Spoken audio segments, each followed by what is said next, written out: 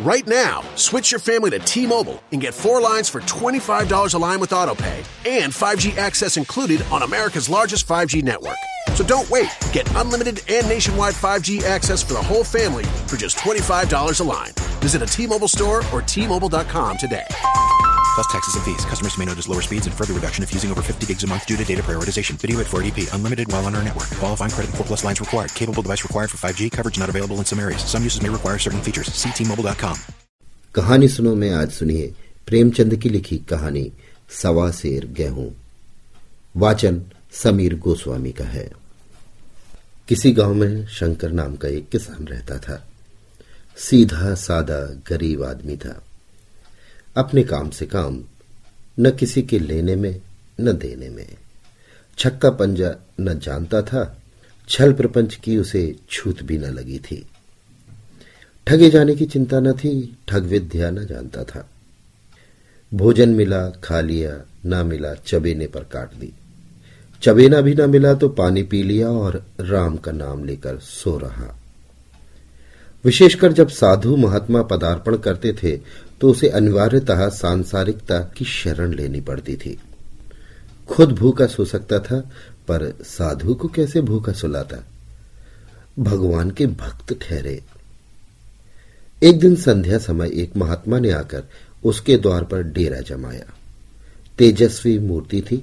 पीतांबर गले में, जटा सिर पर, पीतल का कमंडल हाथ में, खड़ाऊ पैर में, ऐनक आंखों पर। संपूर्ण वेश उन महात्माओं का सा था जो रईसों के प्रासादों में तपस्या, हवागाड़ियों पर देवस्थानों की परिक्रमा और योग सिद्धि प्राप्त करने के लिए रुचिकर भोजन करते हैं। घर में जौ का आटा था। वह उन्हें कैसे खिलाता? प्राचीन काल में जौ का चाहे कुछ भी महत्व रहा हो, पर वर्तमान युग में जौ का भोजन सिद्ध पुरुषों के लिए दुष्पाच्य होता है। बड़ी चिंता हुई, महात्मा जी को क्या खिलाऊं? आखिर निश्चय किया कि कहीं से गेहूं का आटा उधार लाऊं, पर गांव भर में गेहूं का आटा न मिला।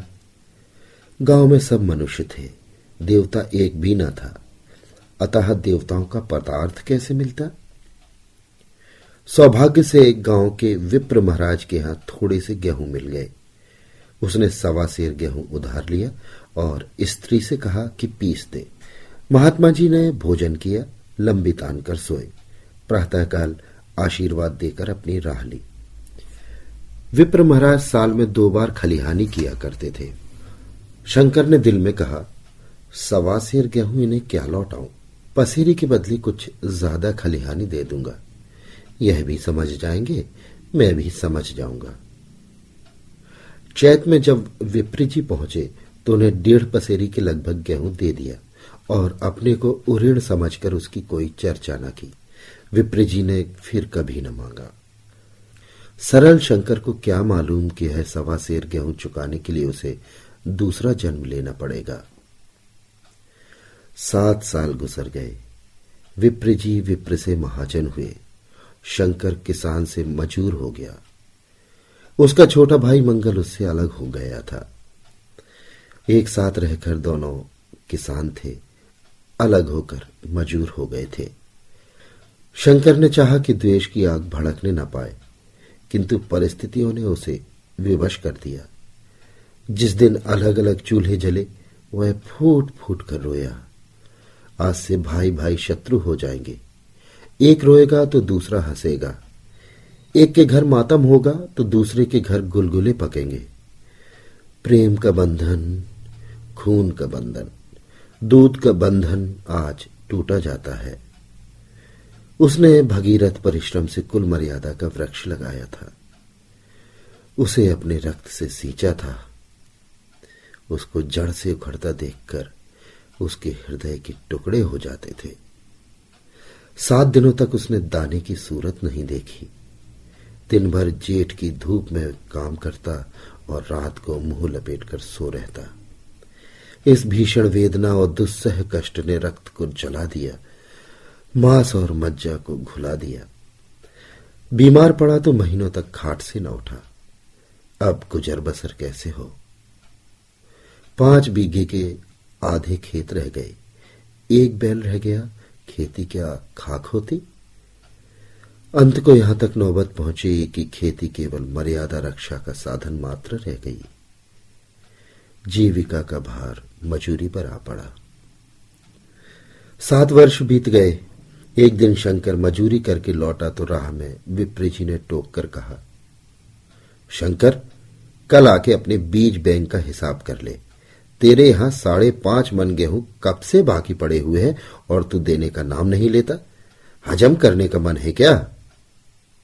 शंकर ने चकित होकर कहा, मैंने तुमसे गेहूं कब लिए जो 5.5 मन हो गए? तुम भूलते हो, मेरे यहां किसी का न छठाक भर अनाज है, न 1 पैसा उधार।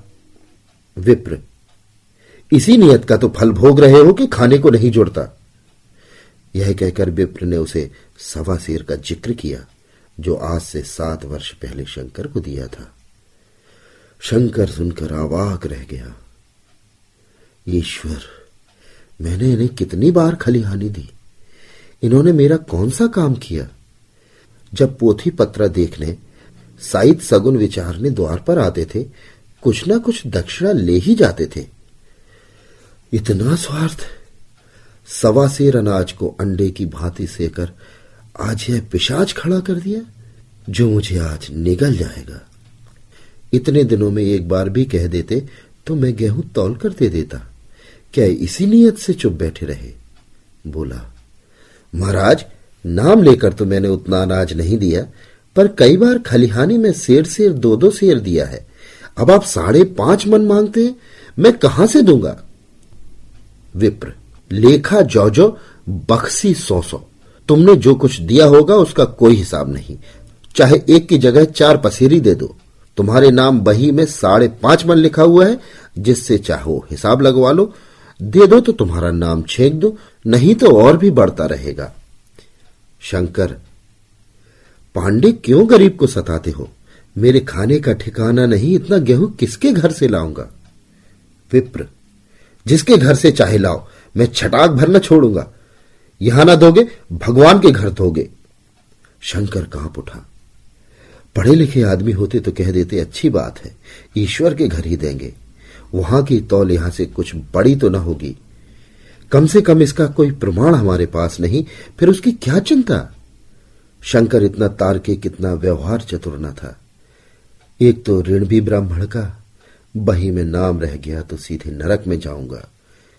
इस ख्याल से उसे रोमांच आया। बोला, महाराज, तुम्हारा जितना होगा यही दूंगा। ईश्वर के हां क्यों दे? इस जन्म में तो ठोकर खा ही रहा हूं, उस जन्म के लिए क्यों कांटे बोऊं? मगर यह कोई न्याय अब नहीं है। तुमने राई का पर्वत बना दिया। ब्राह्मण होके तुम्हें ऐसा नहीं करना चाहिए। उसी घड़ी तकादा करके ले लिया होता तो आज मेरे सिर पर इतना बड़ा बोझ क्यों पड़ता? मैं तो दूंगा, लेकिन तुम्हें भगवान के यहां जवाब देना पड़ेगा।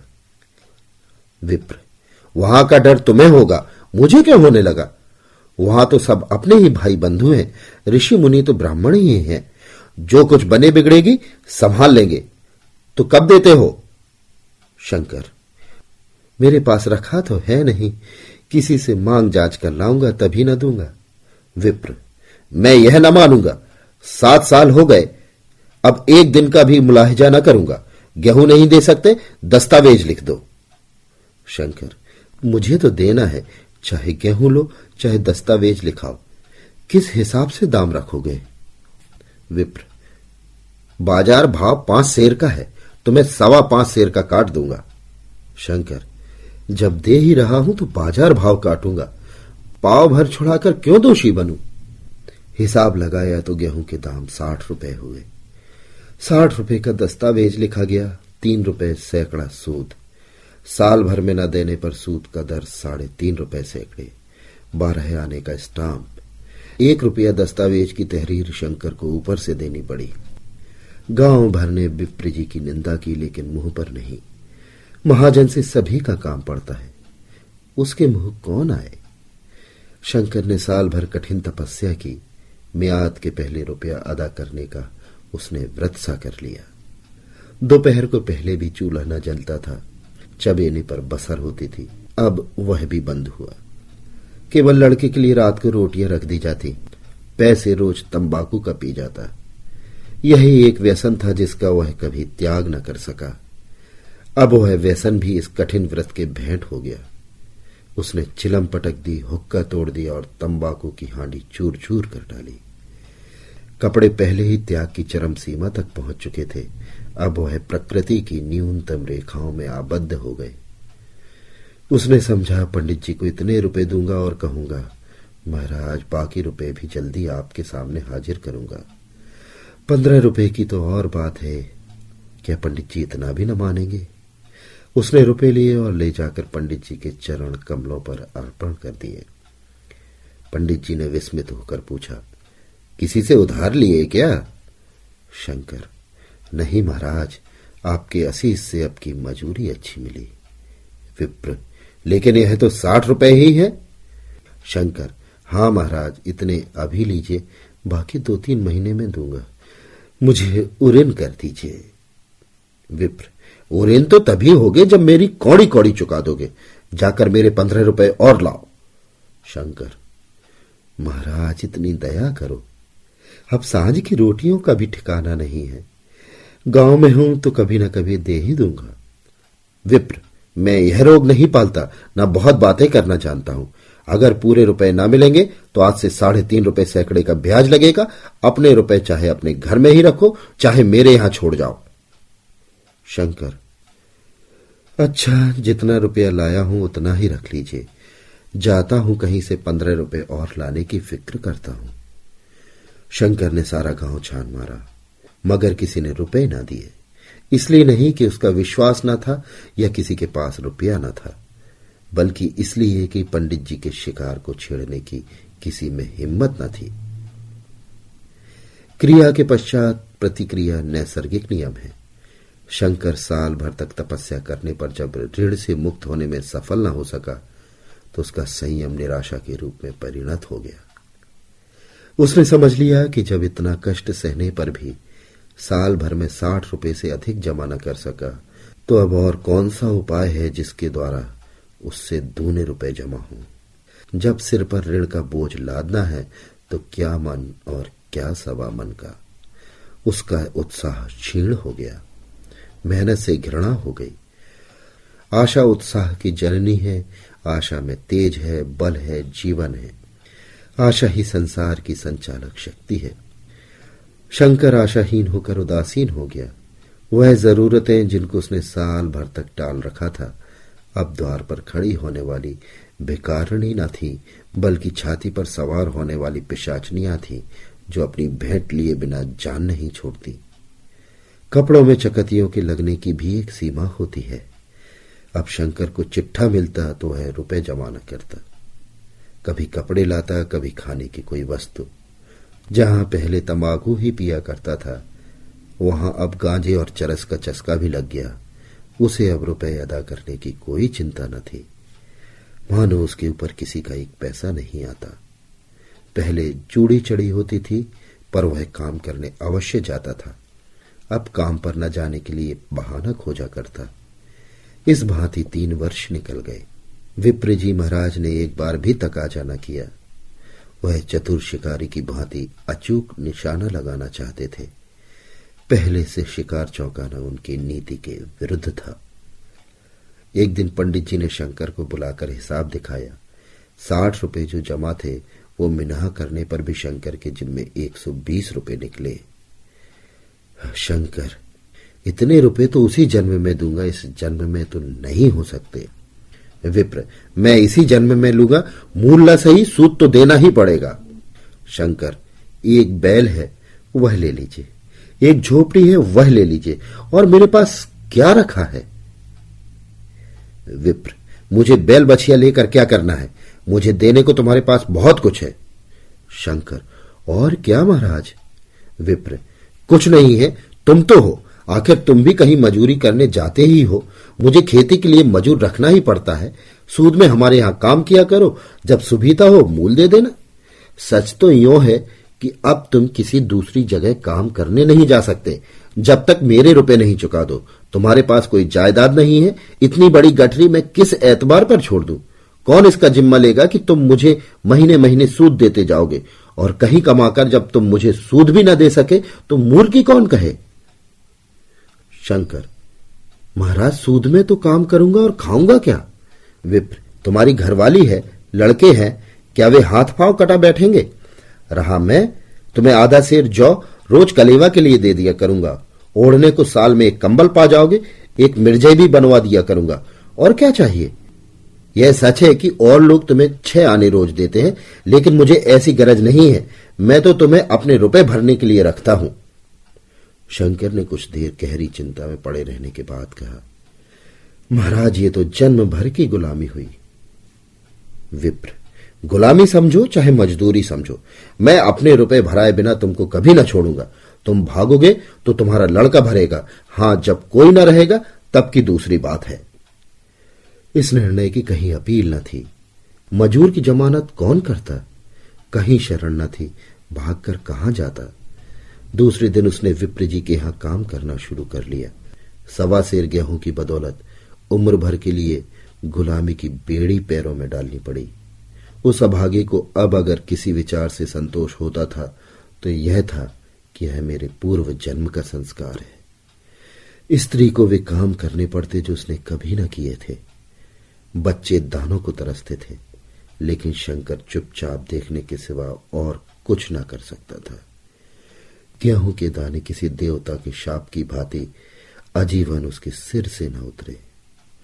शंकर ने विप्र जी के यहां 20 वर्ष तक गुलामी करने के बाद इस दुस्सार संसार से प्रस्थान किया। 120 रुपए अभी तक उसके सिर पर सवार थे। पंडित जी ने उस गरीब को ईश्वर के दरबार में कष्ट देना उचित न समझा। इतने अन्याय नहीं, इतने निर्दयी न थे वो। उसके जवान बेटे की गर्दन पकड़ी। आज तक वह विप्र जी के यहां कर्म करता है। उसका उद्धार कब होगा भी या नहीं, ईश्वर ही जाने। पाठक इस वृतांत को कपोकल्पित न समझिए, यह सत्य घटना है। ऐसे शंकरों और ऐसे विप्रों से दुनिया खाली नहीं है। Ace is the place with the helpful hardware, folks. Ace is the only national retailer that carries Benjamin Moore paint, which means the paint you trust and a huge selection of colors are right in your neighborhood. And this Saturday only, you can pick up a free sample of Benjamin Moore at your local Ace. It's a great way to explore quality colors and find the perfect one for your place. So if you're looking for award-winning service and a new look for your home, look no further than Benjamin Moore paint at Ace. Offer valid August 1st for Ace Rewards members. Limit 1 at participating stores while supplies last.